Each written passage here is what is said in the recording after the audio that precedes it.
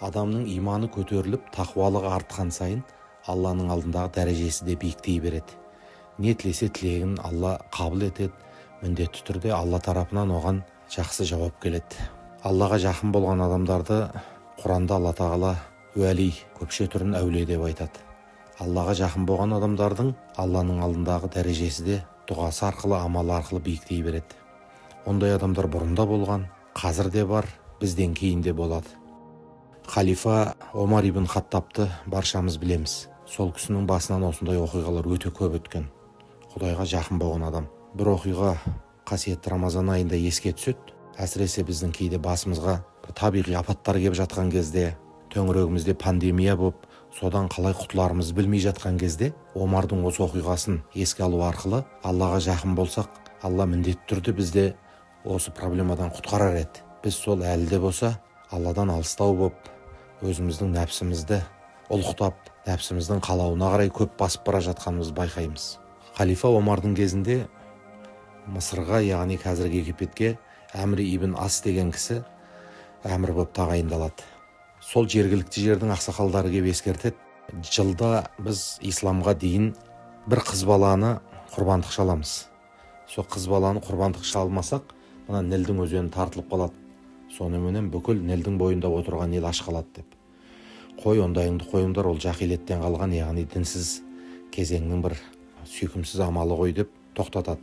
Сөйтіп жүрген кезде расында Ніл өзені тартылып, суы ақпай қалады. Әмір ибн Ас Мәдинаға хат жазады Омар ибн Хаттабқа. Сонда Омар ибн Хаттаб, бұрынғы қараңғы заманның қағидасын орындамай дұрыс жасаған екенсің. Мен хат жазып жіберейін, осы хатты Нілге тастаңдар деп, Ніл өзеніне хат жазып жібереді.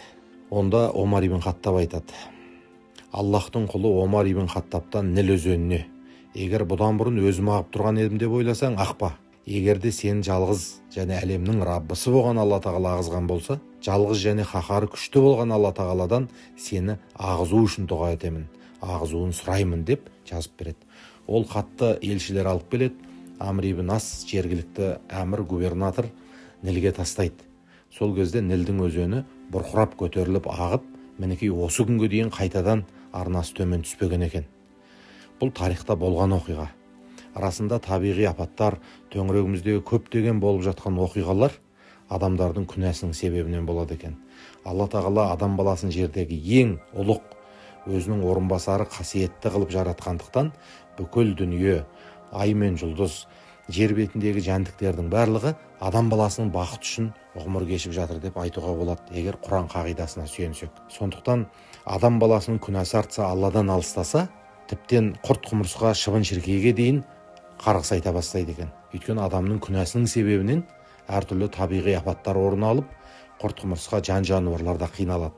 Ал енді бір адам баласы білім жолына түссе, надандықтан құтылып ғалымдықтың жолына, ғылымның жолына түссе, тіптен судың түбіндегі балықтарға дейін дұға қылады деген хадистер бар.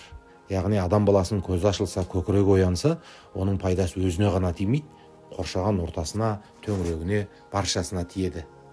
Сол себептен де білім жолында көзі ашық, Құдайға жақын болған, күнәсіне тәубе қылып жүрген пенденің дәрежесі басқа адамдардан артық.